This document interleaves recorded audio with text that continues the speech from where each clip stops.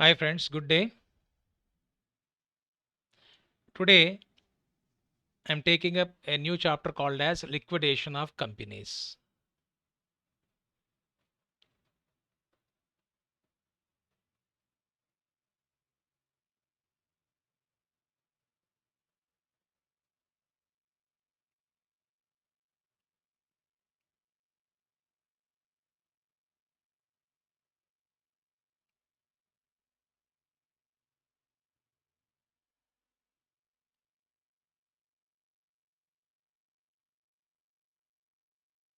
Liquidation of companies.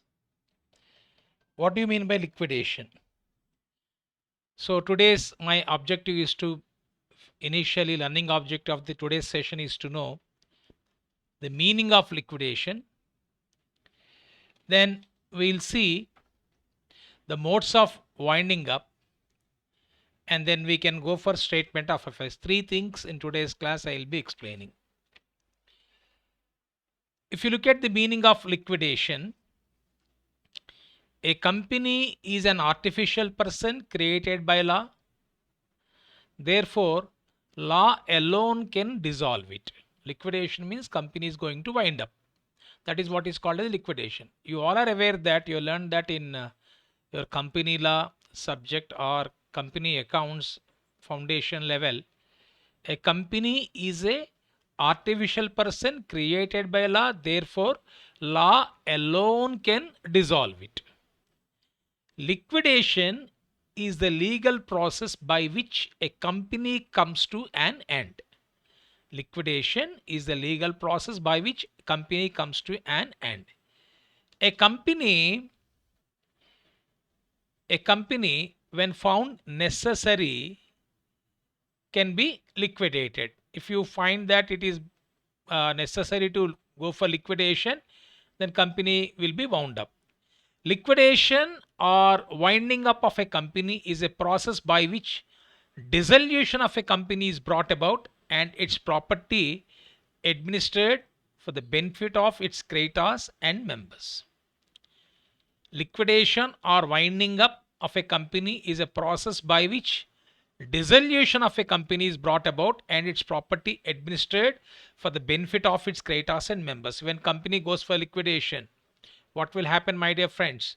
They need to sell the property, and after selling the property you have to make a payment to the creditors and members. Simple words. When company goes for liquidation, what you need to do, the assets of the company has to be sold out, has to be realized, and with whatever the amount which you are going to get, through which you have to make a payment to creditors and members. So for doing this, for doing this administration, um, a person called as a liquidator is appointed, and he takes over the control of the company, collects its assets, pays its debts, and finally distribute the surplus among its members in accordance with their rights. Simple words. This is a very simple chapter. A liquidator is a person who has been appointed to take over the control of the company. He collects its assets, pays its debts, finally distribute the surplus among the members.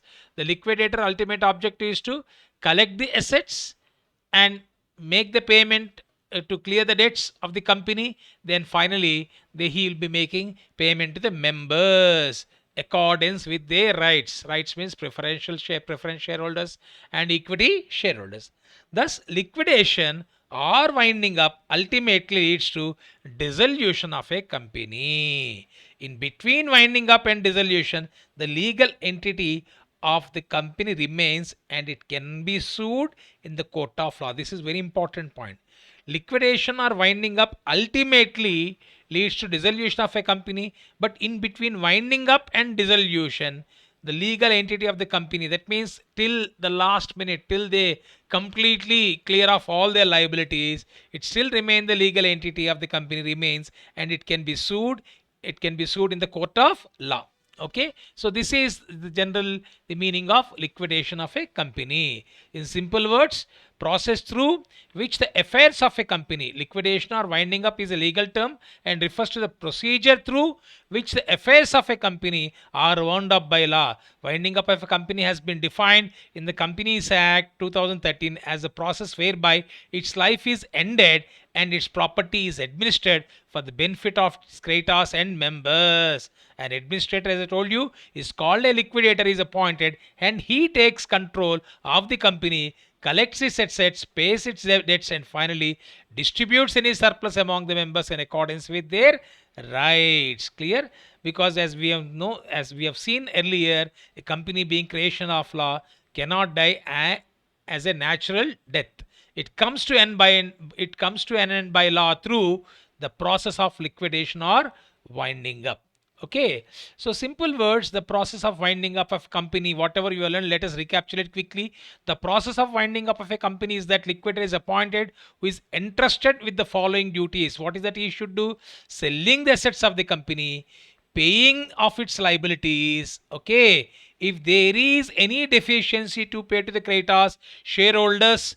Now in this chapter, shareholders in coming problems when we work out called contributories are called upon to pay unpaid amount on their share. Unpaid means suppose 10 rupees a share value, 8 rupees. Simple example I'll give you. 10 lakhs is the company sale of assets. Liquidated has realized 10 lakhs, and whereas the liabilities are 12 lakhs. What is the deficiency? 2 lakhs is need to be paid to creditors, that is debt still pending. So this 2 lakhs is a deficiency to the creditors. Creditors means the people to whom the company owes the money. Okay, so the 2 lakhs, how they need to collect? They need to collect money from the members. In members, we'll be calling them as now shareholders or members. We'll be calling them in this chapter is called as contributories, are called upon to pay unpaid amount on their share. If suppose there are 10,000 shares, 10,000 shares, 5 rupees is the uncalled amount. 10,000 into 5, 50,000 rupees will be collected, will be collected, and that will be paid, will be used for making the payment to members. Still 1,50,000 deficiency you may have with regard to the creditors. That's fine. That's fine. You can't do more than that, you can't do more than that. So if there is any surplus, suppose let us go in a other way around, if there is any surplus, let me put it in this way. As I told you, sir, when there is a uncalled amount from the members, then only company can call. It's not mandatory for the company to call them from the members. We'll be discussing when we work out the future problems. So 10 lakhs is the assets, for example, realized by the liquidator, and debts is 8 lakhs. Tell me, surplus is there, no? After clearing debts, 2 lakhs. This surplus 2 lakhs will be given to members. If there is any surplus after clearing of all the liabilities, it may be distributed to the contributories according to their rates under the articles. After going through the above process, the registrar of company removes the name of the company from the register of companies maintained by his office. So liquidation of a company can take place under both the cases, namely when the company is insolvent, when the company is not insolvent. Company may be insolvent or company is not insolvent. Okay, so if you want, you can make a few points about the liquidation, just like a definition for you to have a reference. Few points I wish to dictate. You can take notes and you can copy down if you wish. Meaning of liquidation. You start writing the meaning of liquidation.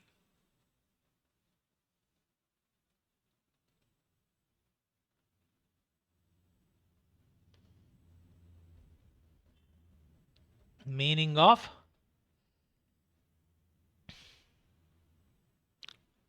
liquidation. A company is an artificial person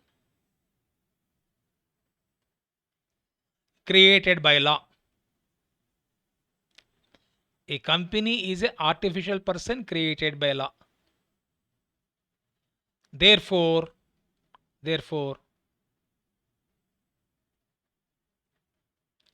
law alone can dissolve it. Therefore, law alone can dissolve it.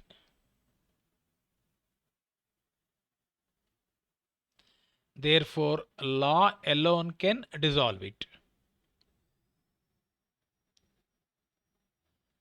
Liquidation is a legal process. Liquidation is the legal process by which liquidation is the legal process by which company comes to an end. Liquidation is the legal process by which company comes to an end.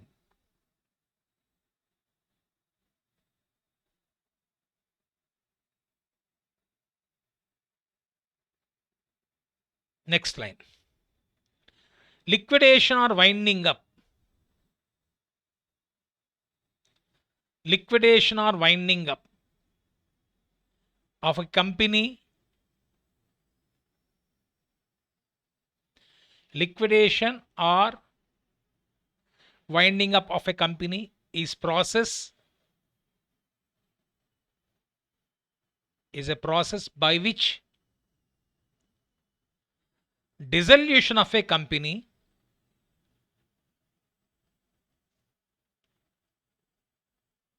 is brought about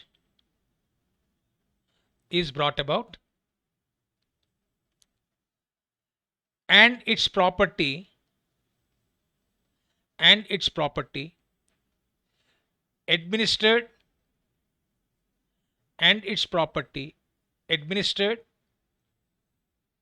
for the benefit of its creditors and its property administered for the benefit of its creditors and members. Property is administered means property, whatever the company property is there that is being used for the benefit of creditors means the whatever from the people, the company which has taken loan, you need to make a payment to them. And then finally the contributories, as I told you, members, shareholders, to them you need to make a payment. So the property administered for the benefit of its creditors and members. Next line. An administrator called liquidator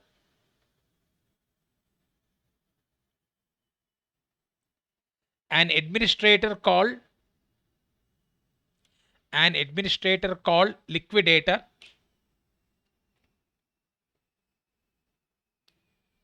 is appointed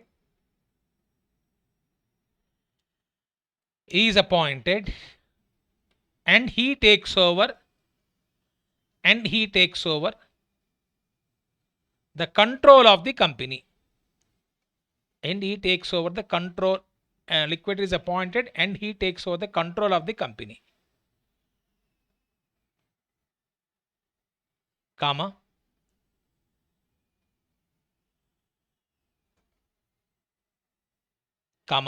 collects its assets, comma, pays its debts, and finally distributes the surplus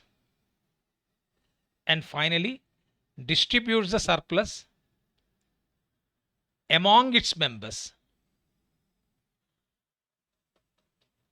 And finally distributes the surplus among its members in accordance with their rights.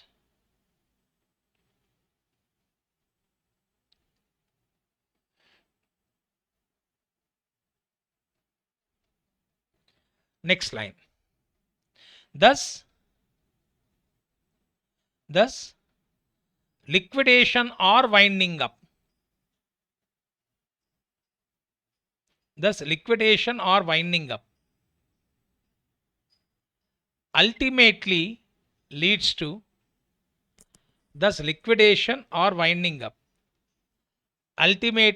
to dissolution of a company. Thus liquidation or winding up ultimately leads to dissolution of a company. In between winding up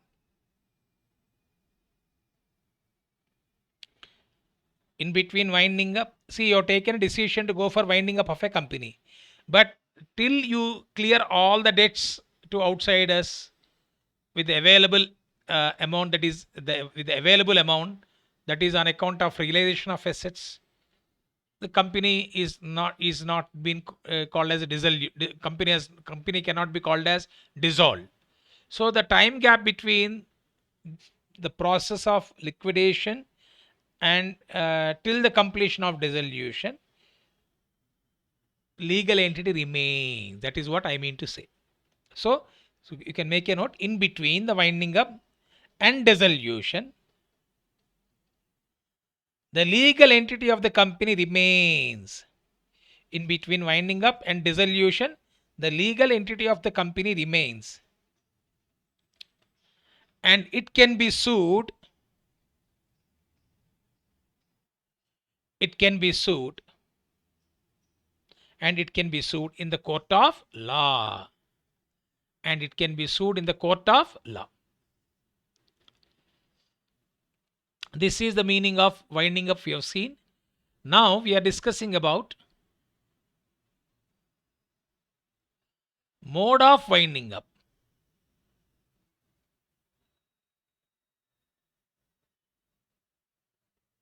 Mode of winding up.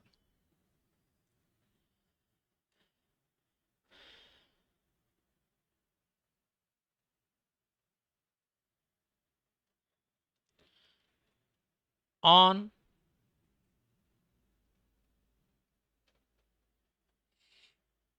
inability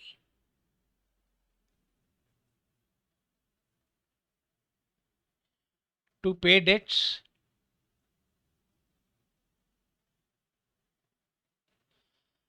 mode of winding up is on inability to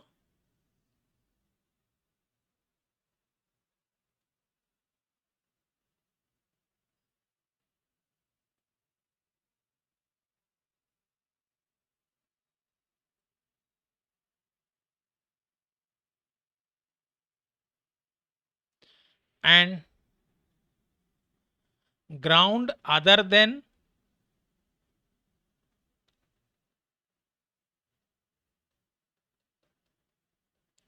inability to pay debts.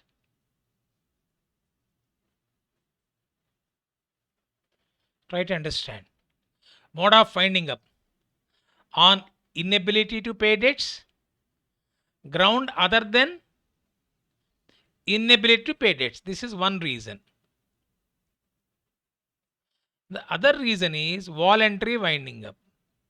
Voluntary means company they themselves have decided to go for closing of the company. Voluntary winding up.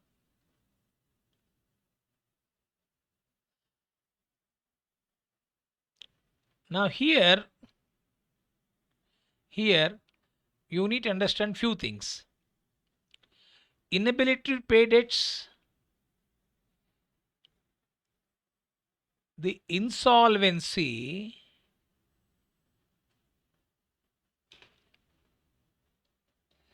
bankruptcy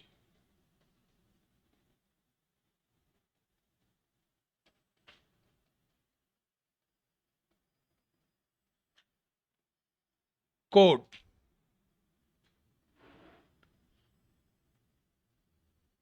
with regulations.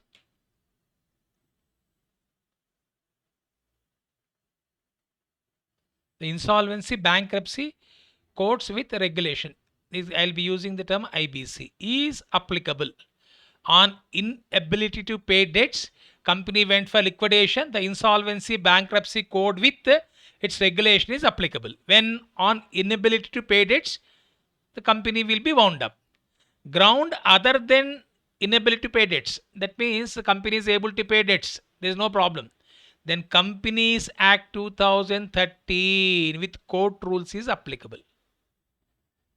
Companies Act 2013 with court rules is applicable. This is only for theory part, no need to worry about. For doing the problem, you need not worry about it. Just for theory's sake, I am explaining to have a clarity. So now voluntary winding up to 31st March 17, we were following Companies Act 2013 with court rules.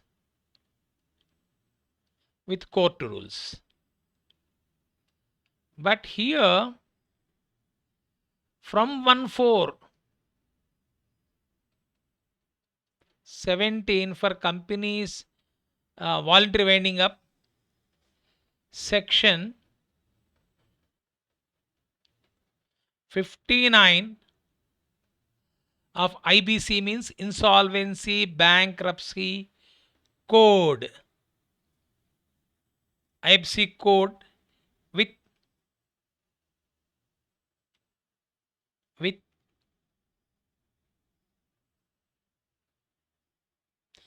Insolvency and Bankruptcy Code with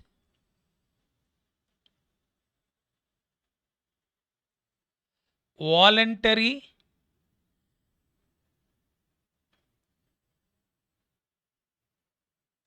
liquidation process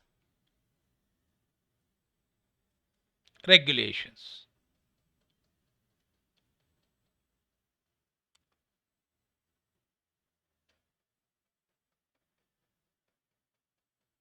Regulations 2017. From 1/4/17, section 59 of IBC voluntary liquidation process regulations 2017. This is mode of winding up. On inability to pay debts, company can wind up, but we need to apply insolvency bankruptcy codes with regulation. Ground other than inability to pay debts, Companies Act 2013 with court rules. For voluntary winding up to 30 for the voluntary means on their without any pressure on their own, the company members have decided to go for winding up. Up to 31st March 17, Companies Act 2013 with court rules. From 1/4/17, section 59 of IBC with voluntary liquidation process regulation 2017 is applicable. Now this is about 2 points we have learned so far: meaning of winding up, mode of winding up. Then what happened? Now coming back to this,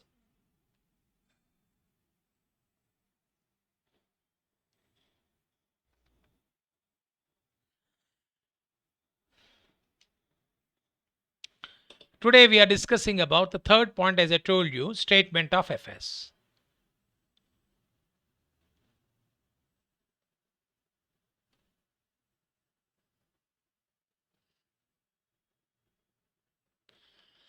Sir, what is statement of affairs?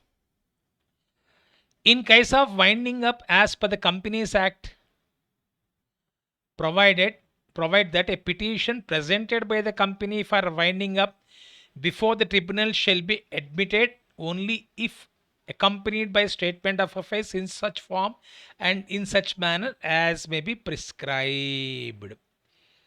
Simple words. As we have seen, in case of winding up as per Companies Act,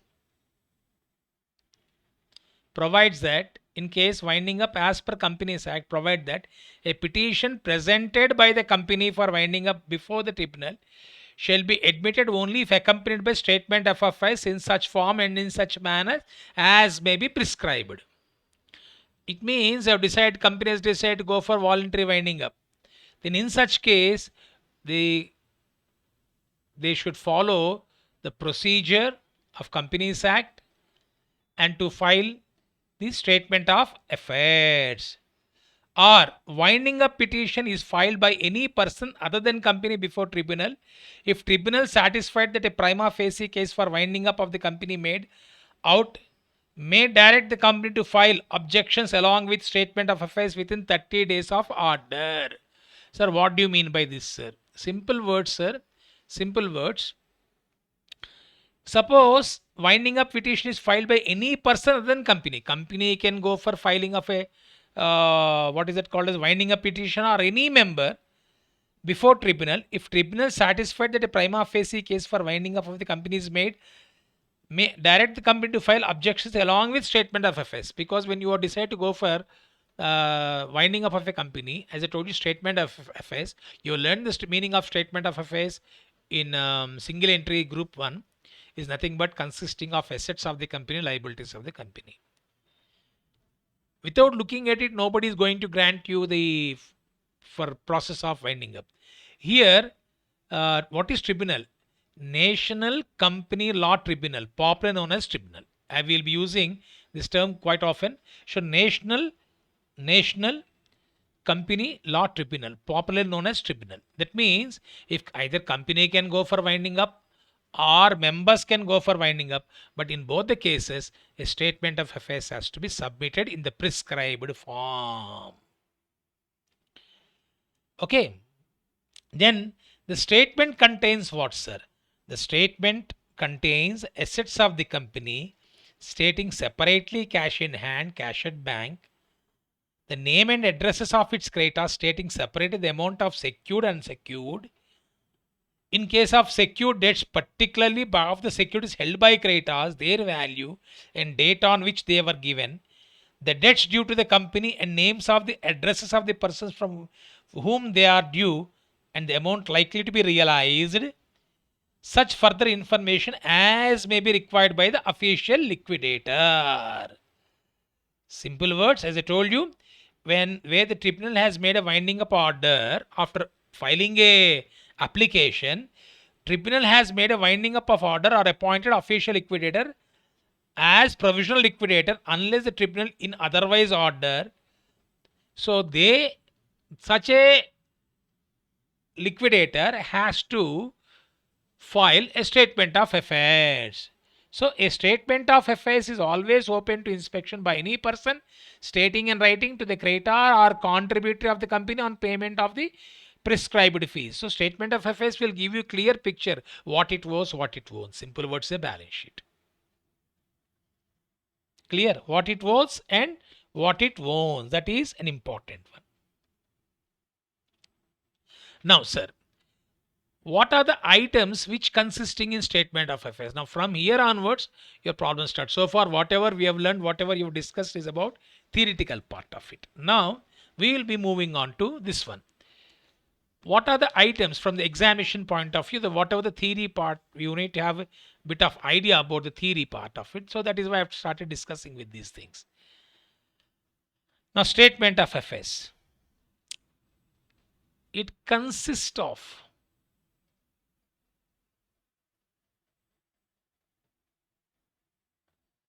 eight list.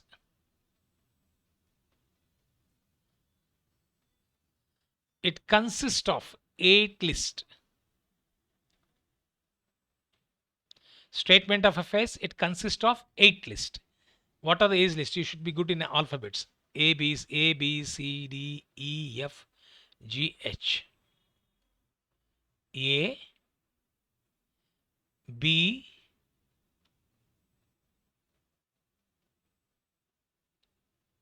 C, D, E, F,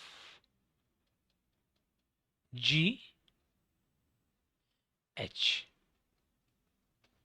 Statement of affairs vertical form consisting of 8 list. Let me start with list A.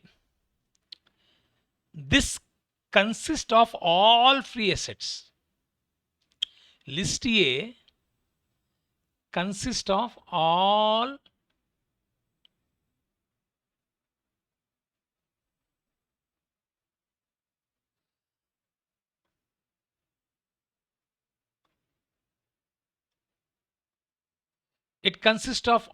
free assets. List A. That is assets not specifically pledged in favor of any creditor.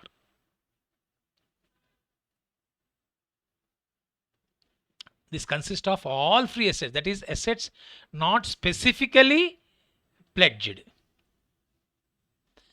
but assets against which there is a floating charge, fixed charge on specific asset. You learned in debentures, types of debentures, CA foundation. Floating charge on all assets. When company goes for liquidation, first of all they would like to clear their The company has to clear the debts due to debenture holders or any creditors. Sometimes when the company is issuing debentures, the charge may be on all assets. All assets means by selling all assets, then you need to clear off the debts which are due to debenture holders or creditors. So that is what I mean to say. It consists of all free assets. All free assets means no, not specifically pledged in favor of any creditor, no specific charge, but floating charge. Floating charge means charge on all assets. Okay, this is list A. List A is consisting of all free assets. List B, this consists of assets pledged specifically. I'll dictate later on. Just listen to me. This consists of assets pledged specifically in favor of certain creditors. Can be say partly secured, fully secured. Suppose land and building has been pledged for obtaining a loan or a mortgage loan. 5 lakhs mortgage loan.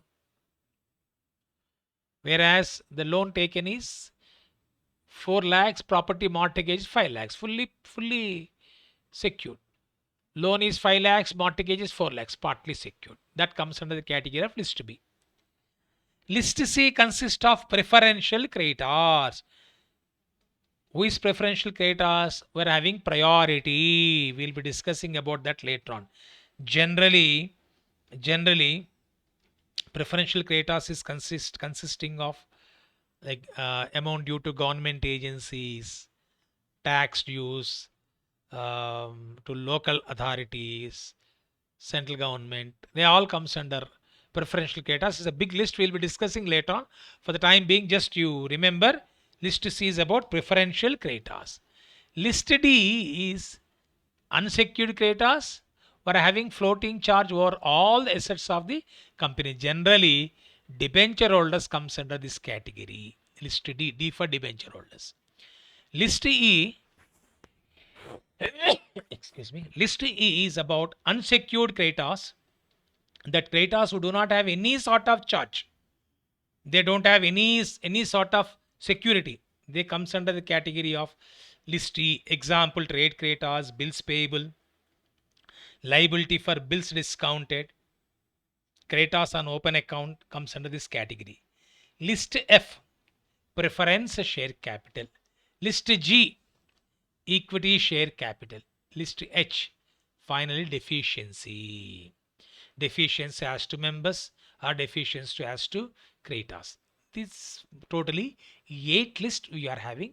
When you're looking at, don't worry about it. Theory, when I'm explaining theory, it looks like how to remember. The problem, when you work out the problem, you feel this is much very easy than other chapters. You can easily score marks from this particular chapter. So I repeat once again, statement of affairs is consisting of 8 lists. You can make a note of it. Starting with list A, you can make a heading, you can copy down this. Statement of affairs, it consists of 8 lists. It consists of 8 lists. A, list A. This consists of all free assets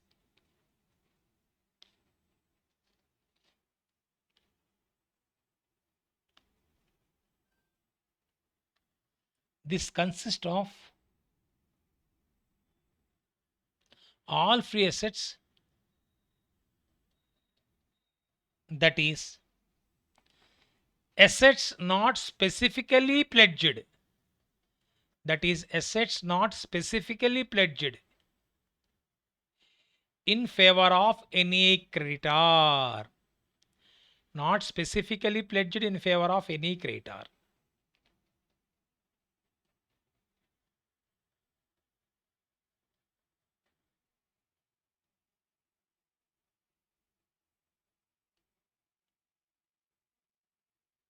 However, assets against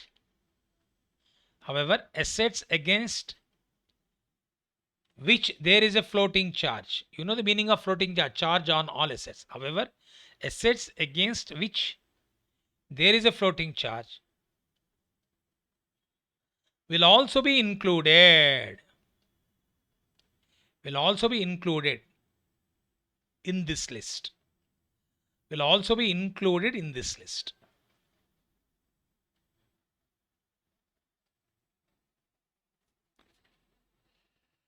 Full stop, continuation. Calls in arrears will also come.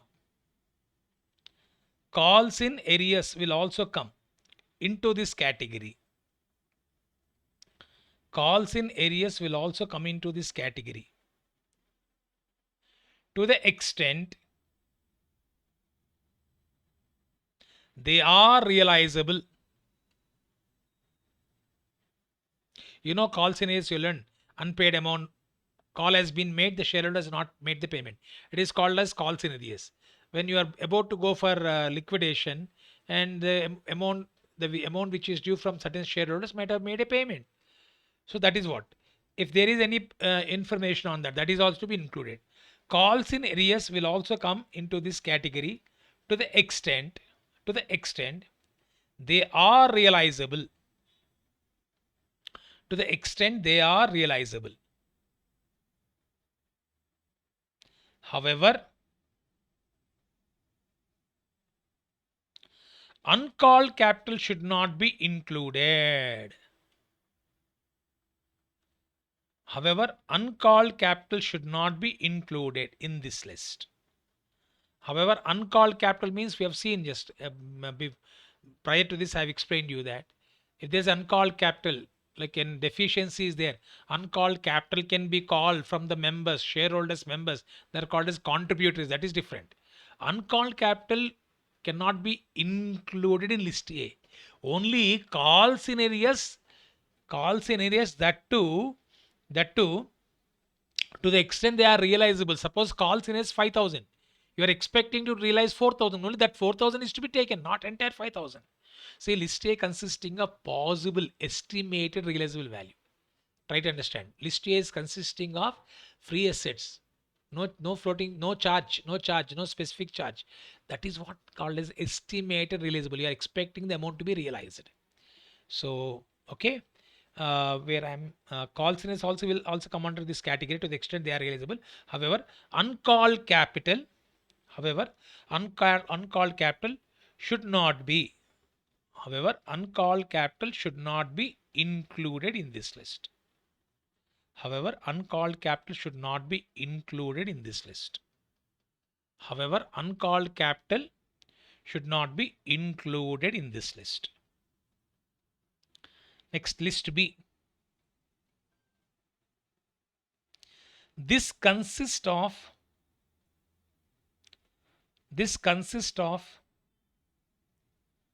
assets pledged specifically. This consists of assets pledged specifically in favor of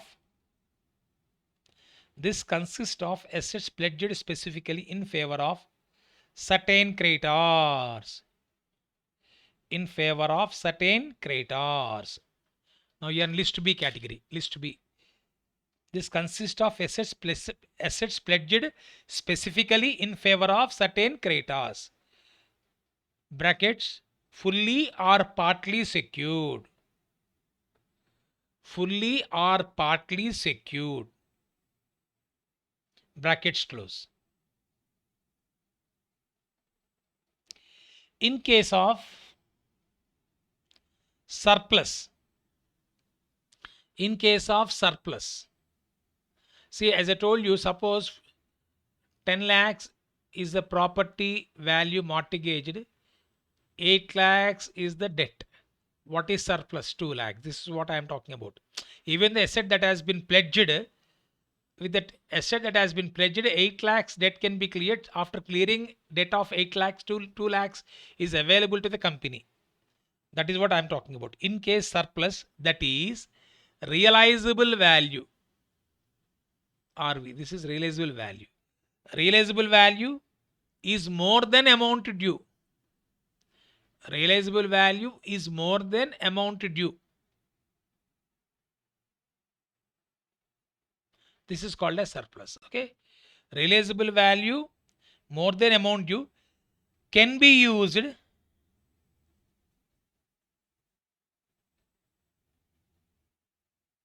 for payment of other dues. Can be used for payment of other dues. Can be used for payment of other dues. In case of deficiency, in case of deficiency, deficiency means let me go in this way.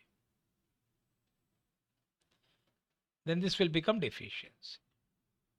10 lakhs raisable value due 12 lakhs. Then 2 lakhs is still due. In case of deficiency, that is insufficient amount, that is insufficient amount will be shown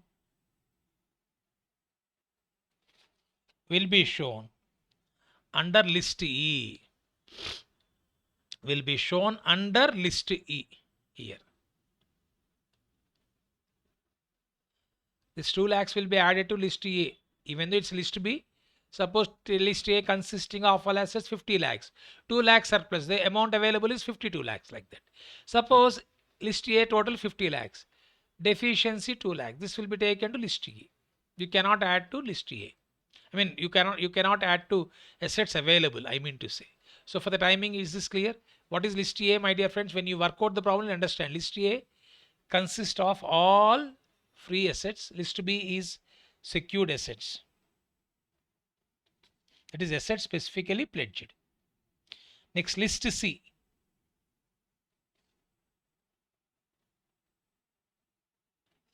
This consists of, here we are in list C.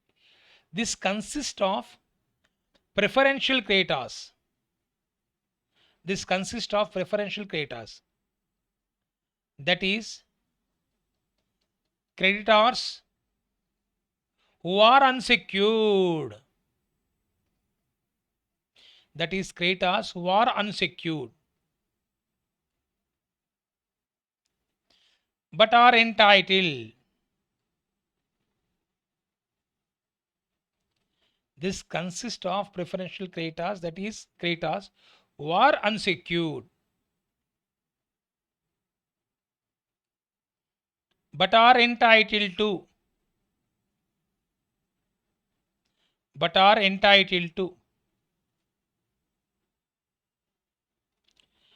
priority,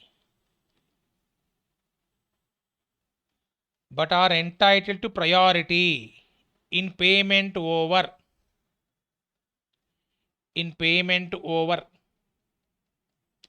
creditors, having floating charge,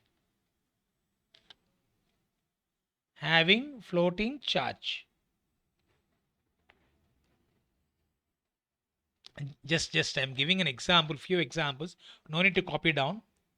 All revenues, taxes, cesses and rates and duties payable by the company to the government within 12 months prior to the date of winding up. Wages and salaries, we got some condition. Leave salary, employer contribution towards ESI Act, compensation to employees. Few things, they comes under the category of preferential creditors. We will discuss about that later on. Okay, it's too early to discuss few things. So this consists of list C consists of preferential creditor, that is creditors who are unsecured but are entitled to priority in payment over creditors having a floating charge and other secured creditors. Clear? Next, list D. This consists of unsecured creditors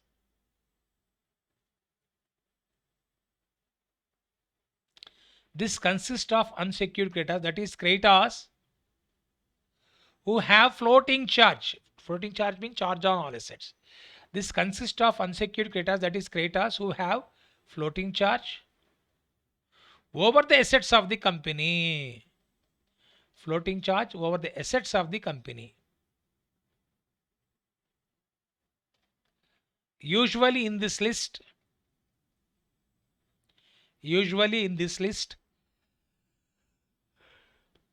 Debentures are included. Usually in this list, debentures are included.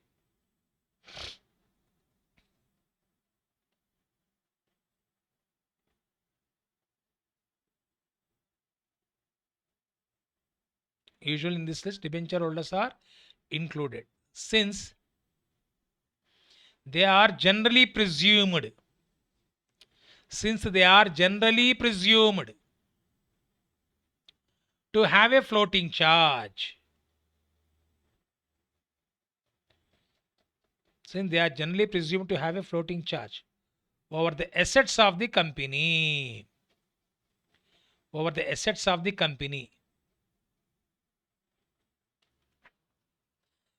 In the absence of any specific instruction. In the absence of any specific instruction in the question.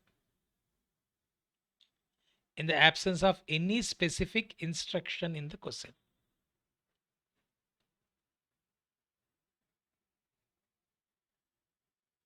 Next, list E. This consists of unsecured creditors. This consists of unsecured creditors,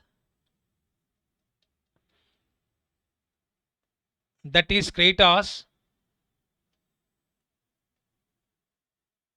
who do not have any sort of charge. Creditors who do not have any sort of charge. Whatsoever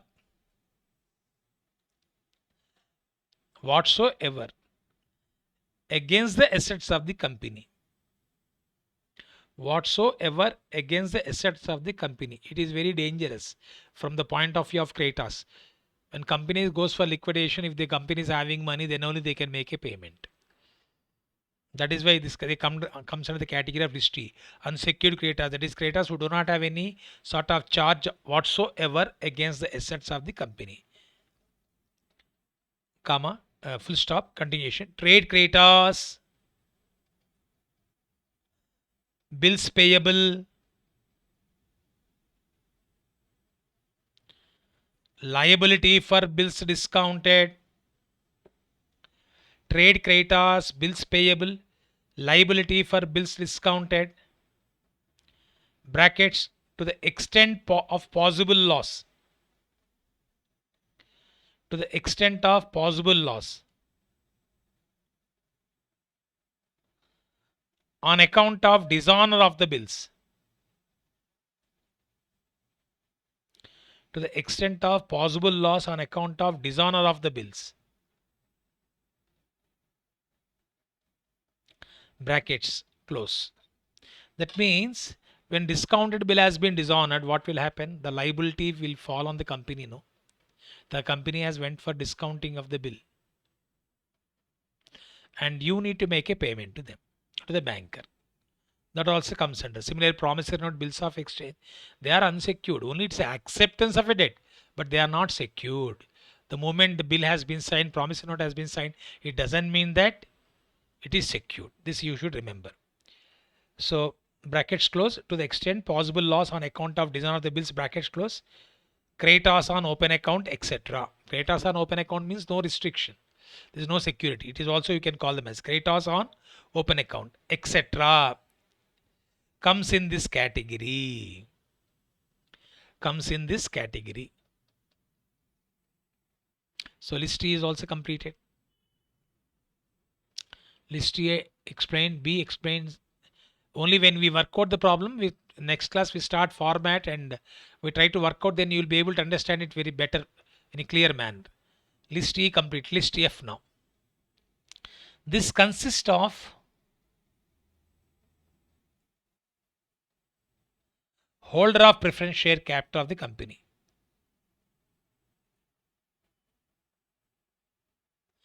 This consists of holder of preference share capital of the company. They are to be taken at a value. This consists of holders of preference share capital of the company.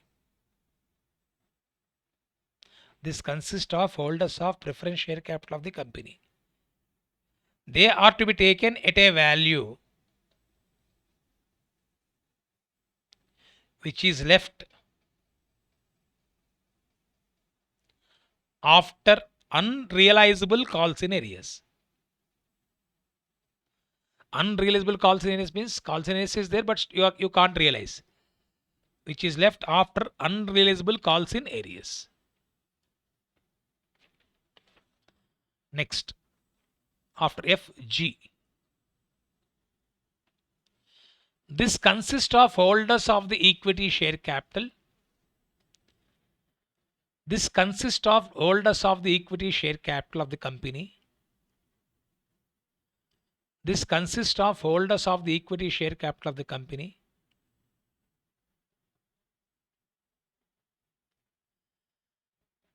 The amount due to him is arrived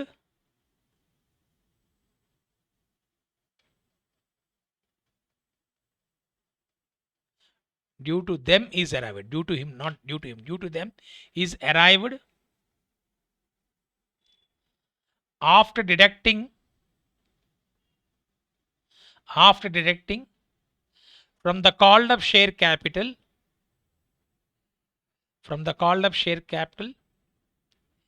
any unrealizable amount due to them is arrived after deducting from the called up share capital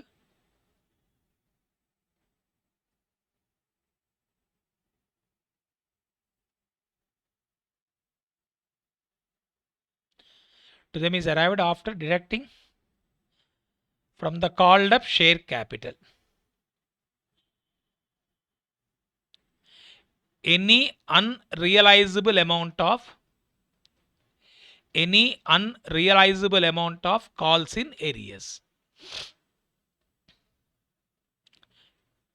Any unrealizable amount of calls in areas. This concept is same. Suppose 5 lakhs. 4,000 calls in areas. What is the amount to be paid? 4,96,000. It can be applied to preference share capital. This can be applied to equity share capital. If preference share capital comes under list F, equity share capital comes under list G. Clear? Okay. This is the meaning of it.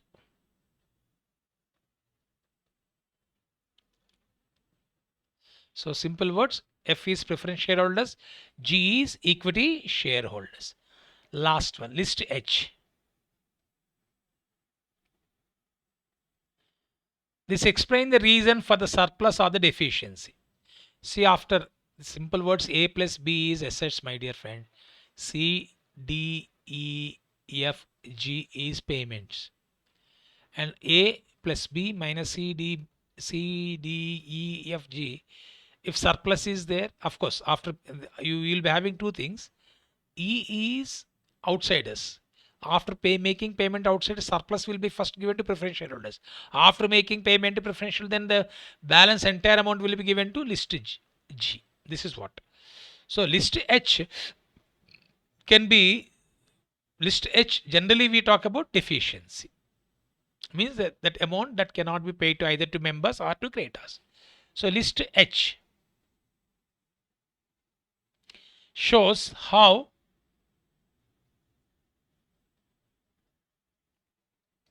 the deficiency or surplus in the statement of affairs.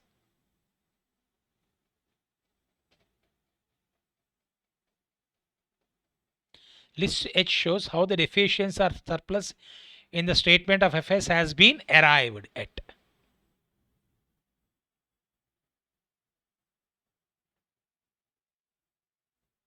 Now, my dear friends, generally list H, even though I mentioned here list H, this is having more significance in the examination. They'll be asking you statement of affairs plus deficiency statement separately. But the difference, whatever we are having, can be surplus or what is it called as a deficiency. How you got the deficiency, how you got surplus has to be explained by preparing a separate statement. Generally, we'll be stopping here. List F, G. H is a term which we use when we are preparing statement of affairs. We'll be using the term deficiency. But sometimes you may have a surplus, but that is to be maintained separately. So the significance of H is limited to statement of affairs, but significance of list H, statement of H, is to be prepared separately. That is what I have mentioned. List H shows how the deficiency or surplus in the statement of affairs has been arrived. I think you might have copied down that. List H shows how the deficiency or surplus in the statement of affairs has been arrived at. That is, it explains the reasons responsible. It explains the reason responsible for the surplus or deficiency. It explains the reasons responsible for the surplus or deficiency.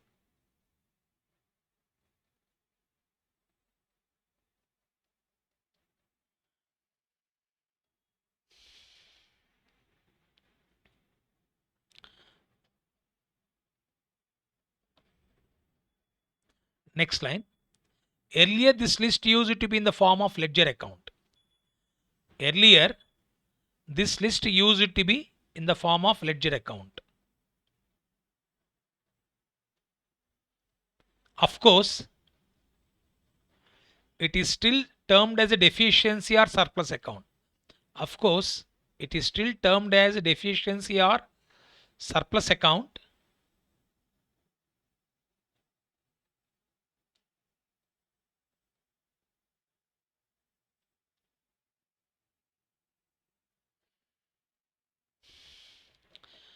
It is still termed as deficiency or surplus account, but it is shown, of course, it is still termed as deficient surplus account, but it is shown in the form of a statement. It is shown in the form of a statement. It means whatever the list H you are writing here in statement of affairs, again the same H, how you got the deficiency surplus, is to be explained in a separate format. The name of that is deficiency account, but or surplus account, but the format is like in the statement. Earlier ledger means T shape, left hand side, right hand side. Now we are going vertically. Okay, but the important thing is this list H I am explaining for statement of affairs. Also I am explaining keeping in view deficiency account. And the important thing is that you can make a small star mark here. Okay, this I'll explain later on. Actually, orally let me explain. When we take out that problem, we'll learn there. The deficiency account has to be prepared for 3 years. Information is mentioned. 3 years prior to the date of winding up. So how you got deficiency, how you got surplus? See, overnight you will never have deficiency. There is something might have started. Why the company has went up for winding up? Because liabilities are piling up, assets, chance of realization of assets is less when compared to making payment to outsiders. And how it has worked, it's not because it is just not by one day or overnight, it will happen. So the reason for that, that is why generally the liquidator directed by the company asking that you have to present for last 3 years before the date of winding up, at least not less than 3 years data, how this deficiency has come, how the surplus has come, that is to be presented. Okay, so we'll be discussing that later on. For the time being, this 8 list I have explained you. So when we work out the problem, we'll be in a better picture to understand it. Okay, my dear friends. So initially, my emphasis will be on statement of affairs. Then we'll be going for deficiency. Then liquidator final statement. So these all are, my dear friends, statement of affairs is only estimation. Estimation. This is estimation. That means estimation of assets, estimation of liabilities, estimation of amount paid to members, estimation of deficiency, estimation of surplus. But actually when they sell, that is what is called as liquidator final account. So that we will be seeing later on. So for the time being, the learning objective of today's class, as told in the beginning, that today's class we have started meaning of liquidation, mode of winding up, and statement of affairs we have discussed. And in next class, we'll be looking at the format of statement of affairs with one problem. Okay, don't panic, it's too early, just it's a theory part. Theory part, you resent it again, once again, one more time, and when we start working out, it looks very easy. Okay, we'll meet in the next class. Till then, goodbye, thank you, God bless you all.